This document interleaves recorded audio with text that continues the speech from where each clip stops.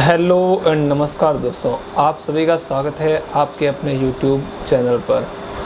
जैसे कि दोस्तों आज हम चर्चा करेंगे यदुवंश की हम विगतवार चर्चा करेंगे। इस वीडियो में मैं आपको बताऊंगा कि यदुवंश की उत्पत्ति से लेकर अनंत तक 5000 साल में श्री कृष्ण जी के जन्म से लेकर उनसे पहले और उनके बाद में जैसलमेर बसने तक और जैसलमेर के बाद में जब 1947 में जैसलमेर का विलय जब लोकतंत्र में हुआ, उस समय तक की सारी जो घटनाएं हुई, यदुवंशियों का पलायन जो हुआ यहाँ से मातृभूमि से, फिर यहाँ से अफ़गानिस्तान तक गए और फिर यहाँ पे वापस राजस्थान में आए, जैसलमेर अंतिम पड़ा रहा। इन सब चर्चाओं की, विभिन्न घटनाओं की मैं विगतवार इस वीडियो में आपको चर्चा करूंगा। अगर इसमें कहीं कोई मेरी मुख्य ज़बान में बोलने में त्रुटि हो या फिर इतिहासकार की त्रुटि हो तो मैं क्षमा चाहूँगा। 5000 साल का इतिहास बहुत बड़ा है, उसे एक वीडियो में समेटना वैसे तो बहुत कठिन काम है, लेकिन फिर भी मैं कोशिश करूँगा आपको इन विगत घटनाओं की मुख्य बिंदुओं पर मेन जो टॉपिक्स है, कहाँ कहाँ राज किया, कहाँ कहाँ किले क्या क्या थे, कौन कौन से शासक ने राज किया, तो मेन जो घटनाएं हैं उन घटनाओं का मैं जिक्र करूँगा इस वीडियो में। उम्मीद करता हूँ आप सभी को ये वीडियो बहुत पसंद आएगा। तो अगर आपको ये वीडियो पसंद आए तो वीडियो को लाइक ज़रूर कीजिए और हमारे चैनल को सब्सक्राइब करें और बेल बटन दबाएं ताकि जो भी हमारे नए वीडियो आते हैं उसकी नोटिफिकेशन आप तक मिलती रहे। धन्यवाद। चलिए वीडियो को शुरू करते हैं। सर्वप्रथम हम उत्पत्ति की ओर से जाते हैं। आदि नारायण के ब्रह्मा जी, वैसे ब्रह्मा जी कहते हैं लेकिन मूल उन्हें ब्रह्म है। ब्रह्म के अत्रि हुए।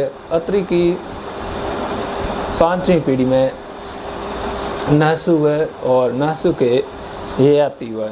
ययाति के 5 पुत्र थे। सबसे बड़ा आदि था, उसके बाद अदिति था।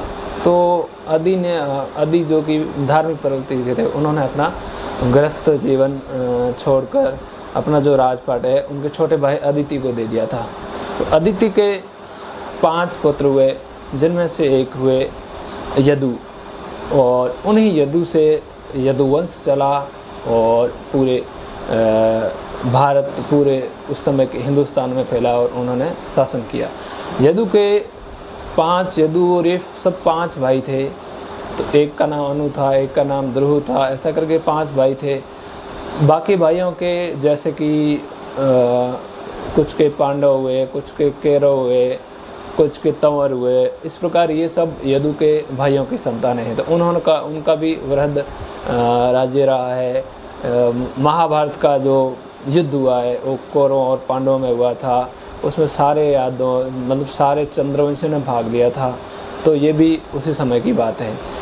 तो उससे बाद में जब हम आते हैं ययाति के बाद में यदु के समय में एक बार और बताना चाहूँगा कि आपने सुना होगा, सोमवंश का जिक्र भी सुना होगा। तो राजा ययाति तक जितने भी शासक हुए वो सब सोमवंश कहलाए। दरअसल जो अत्रि ऋषि थे, उनके जो पुत्र चंद्र थे, उनका दूसरा नाम सोम था, तो इसलिए उन्हें सोमवंशी भी कहा गया है। और राजा ययाति के बाद में जो सोमवंश का दर्जा था, जो ययाति के पुत्र थे, उन्हें ओनली पुरु को सोमवंश का दर्जा मिला, क्योंकि पुरु को राजगद्दी मिली थी और बाकी वालों को राजगद्दी नहीं मिली थी। और इसका एक और भी कारण था, जब राजा ययाति ने अपने इंद्रियों से कौमी सुख पाने के लिए, जब अपना यौवन स्थानांतरित करने के लिए अपने पुत्रों को कहा तो सभी पुत्रों ने मना कर दिया। तो जब लास्ट पुत्र, अंतिम पुत्र पुरु ने ये इसके लिए हाँ भरी तो उसने अपना यौवन स्थानांतरित अपने पिता के लिए कर दिया। तो फिर बड़े जो यदु थे उनको और उनसे छोटे थे उन किसी को उन्होंने राजपाट ना देके अपने सबसे छोटे पुत्र को राजपाट दिया। और उसके बाद जो भी उनके दूसरा राज्य था तो सभी पुत्रों को बांट दिया। बाद में इसी पीढ़ी में कुरु वंश में भरत नाम का एक विख्यात सम्राट हुआ, जिससे भारत नाम पड़ा इस भारत का।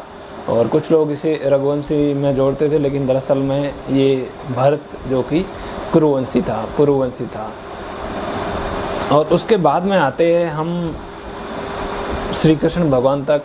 तो उसमें 44वीं पीढ़ी में राजा सूरसेन हुए, और सूरसेन के राजा वासुदेव और वासुदेव के बाद श्री कृष्ण जी का जन्म हुआ। श्री कृष्ण जी के जन्म के बाद में जब श्री कृष्ण ने अपने मामा कंस का वध किया, तो उसके बाद में उसका जो बहनोई था, जो जरासंध ने काफ़ी बार श्री कृष्ण और उनकी प्रजा पर हमले किए। तो वहाँ से श्री कृष्ण जी ने परेशान होकर वहाँ से मथुरा छोड़कर अपनी राजधानी द्वारिका लाए। और उसके बाद में महाभारत का विध्वंसकारी युद्ध हुआ, जिसमें जितने भी जो चंद्रवंशी थे वो सारे लगभग समाप्त हो गए थे। उसमें चाहे पुरुवंशी हो, चाहे कौरववंशी हो, चाहे यदुवंशी हो, चाहे अंधक वंश हो, चाहे वैष्णवंश हो, चाहे कोष्टा वंश हो, एक भी नहीं बचा गया। लगभग सब समाप्त हुए। थोड़े बहुत कृष्ण जी और उनके साथी थोड़े बहुत ही बचे थे। उसके बाद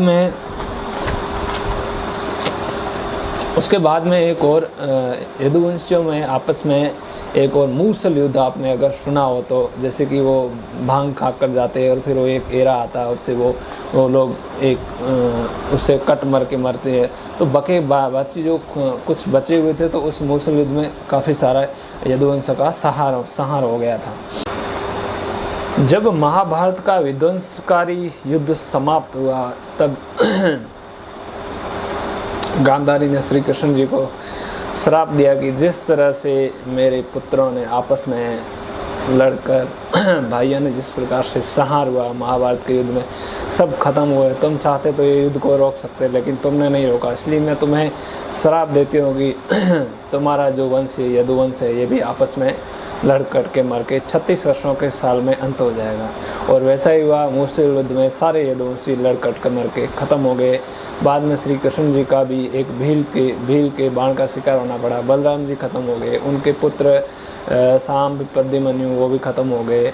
फिर लास्ट में उनके पौत्र के पुत्र वज्रनाभ, जिनको कि मथुरा की गद्दी पर बिठाया गया, उस काल में सब यदुवंशियों का नाश हो गया। अब कोई 4-5 जो बचे थे, उनके छोटे छोटे पुत्र या पौत्र या उनके पुत्र, तो उन्होंने क्रमशः 150 साल तक मथुरा में शासन किया। और वहाँ से फिर पेशावर, मुल्तान, काबुल, गंदार, लाहौर, यहाँ पर उनको पलायन होना करना और वहाँ पर शासन किया। फिर उनके बाद में, कृष्ण जी के बाद में, जब 80 साल तक यदुवंशियों का शासन पेशावर, गजनी, काबुल, कंधार, बल्ख, बुखारा, लाहौर, 80 पीढ़ियों ने वहाँ तक लंबे अरसे तक शासन किया। कई बार अपनी गजनी को खोनी पड़ी, कई बार वापस पेशावर, तो कई बार लाहौर, तो कई बार वापस मथुरा तक आना पड़ा, लेकिन लंबे समय तक वहाँ पे शासन किया। 80 पीढ़ियाँ बहुत होती है, करीब समझिए आप वो काल 1500 साल तक यदुवंशियों का शासन वहाँ पे रहा। उसके बाद में यदुवंश में एक शासक ने जो गजनी लंबे समय पहले ही बसाई हुई थी, लेकिन एक गजसेन ने जब अंतिम गजनी जब खोनी पड़ी, जब गजनी का प्रथम साका हुआ, फिर भी गजनी में उसके बाद और साका हुआ, लेकिन गजनी को यदुवंशियों ने कभी पूर्ण रूप से नहीं खोया। साके हुए, जौहर हुए, फिर वापस आए, फिर उनके वंशज वापस गए, कब्जा किया, फिर राज किया। इस प्रकार से गजनी यदुवंशियों का मूल केंद्र रही। अगर इतिहास की दृष्टिकोण से देखा जाए तो गजनी पर यदुवंशियों का करीब 2000 से 2500 साल तक शासन रहा है। कंटिन्यू नहीं रहा है, कई बार छुट्टी है, वापस पुनः गए, वापस छुट्टी, वापस पुनः गए, इस तरह लंबे समय तक वहाँ पे शासन रहा। 2 बार साके हुए, वहाँ पे संपूर्ण रूप से ख़त्म हुए, फिर वापस उनके वंशज बच्चे खुचे दूसरी जगह गए, फिर वापस गजनी वहाँ पे लोगों से छीन लिया। बाद में इस्लाम का प्रादुर्भाव ज़्यादा हो गया, तो वहाँ पे बहुत सारे यदुवंशियों को इस्लाम धर्म भी स्वीकार करना पड़ा। बाद में जब शक, कुषाण, हूण, इनका जब प्रभाव बढ़ता गया, तो फिर वहाँ से वापस यदुवंशियों को वर्तमान भारत की ओर पलायन करना पड़ा और वहाँ से फिर मोमन, मारोट यहाँ पर भी शासन रहा कई सालों तक। फिर वहाँ से आए तनोट आए, तनोट पर शासन रहा, फिर तनोट पर साका हुआ, फिर वहाँ से दिरावर गए, दिरावर पर काफ़ी समय तक दिरावर पर शासन रहा। और दिरावर के आने के बाद में लुद्रवा आए, लुद्रवा पर भी काफ़ी शासन रहा। और लुद्रवा के बाद में राव जैसल ने 1156 ईस्वी में जैसलमेर की नींव रखी। और उसके बाद जैसलमेर में मूल रूप से 3 साके हुए। वैसे इतिहासकार ने उसे एक 2.5 साका यानी कि 1 साके को अर्ध साके का रूप दिया, लेकिन मूलतः अगर देखा जाए तो 3 साके हुए। तीसरे साके में हुआ ये कि अचानक से जब दुश्मनों ने हमला किया तो वहाँ पे जौहर नहीं हुआ था, वहाँ पे जो स्त्रियाँ जो चतरानियाँ थी उनके सर काटे गए थे, सर कलम किए गए थे। लेकिन सर कलम करना चाहे फिर अग्नि में जलना, बात तो एक ही होती है, जौहर जौहर ही होता है।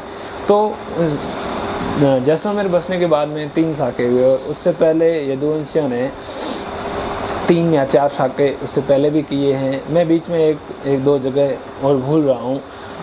जब भाटी का काल आता है 200-250 के बाद ईस्वी के समय में, जब भाटी का काल आता है, शालिवाहन के पौत्र भाटी बालबंद के पुत्र, तो भाटी ने यहाँ पे राजस्थान में भटनेर का किला बनाया था, जो सुदृढ़ रूप से सबसे शक्तिशाली किला था। वहाँ पे भाटियों का शासन 1800 तक रहा था। उसके बाद राठौड़ों ने ले लिया था भाटियों से। तो अगर इस इतिहास में अगर भटनेर का मैं जिक्र नहीं करूँ तो कुछ बचता ही नहीं है, क्योंकि मूल रूप से चारों तरह से जो जितने भी आतताई आती थी, सबसे पहले वो लोग भटनेर पर आक्रमण करते थे। तो यहाँ पे भी भटनेर पर भी करीब 1500 साल तक भाटियों का शासन रहा। कभी छीना है, कभी मुगलों ने छीना, तो कभी किसी ने छीना, लेकिन अंतिम तक यहाँ पे भाटियों का शासन रहा भटनेर पर। भटनेर के अलावा एक और मैं जिक्र करना चाहूँगा भटिंडा का, भटिंडा पंजाब में, तो यहाँ पे भी भाटियों का शासन रहा है। उसके अलावा कुछ जैसे कि हिमाचल प्रदेश में भाटियों के शासन रहे हैं, सिरमौर, नाहन, ये कुछ यहाँ से निकल के वहाँ चले गए थे तो वहाँ पे शासन रहा है। बाकी पंजाब में काफ़ी जगह ऐसी जैसे नाभा है, जिंद है, ये सब सिख है जो से भाटियों से कन्वर्टेड हुए। तो ये सारी घटनाएं दर्शाती है कि भाटी और उनके पूर्व यदुवंशियों ने 5000 साल तक कहाँ मथुरा से शुरू हुए और कहाँ अफ़गानिस्तान गजनी तक गए और वापस कहाँ राजस्थान के जैसलमेर में आकर बसे, कितने संघर्ष किए, क्या लंबा चौड़ा इतिहास है। आज की वर्तमान पीढ़ी को कुछ पता नहीं है। आज की वर्तमान पीढ़ी तो बस टिकटॉक पे रहती है। तो उन सबको अपने पूर्वजों के बारे में नई पीढ़ी को बताना बहुत अति आवश्यक है। अन्यथा जो दूसरी ऐसी जातियाँ जैसे अहिर वगैरह हैं, तो ये लोग फोकट में इतिहास पर कब्जा कर रहे हैं। आजकल श्री कृष्ण जी को अहिर बता रहे हैं, तो कहीं पे भी श्री कृष्ण जी का अहिर होने का जिक्र नहीं है, न प्रमाण है। जहाँ पे भी देखिए आपको श्री कृष्ण जी को यदुवंशी क्षत्रिय बताया गया है। तो यही था आज का वीडियो। कैसा लगा वीडियो कमेंट करके ज़रूर बताएं और अपने मित्रों को शेयर करें और वीडियो को लाइक करें। धन्यवाद आप सभी का।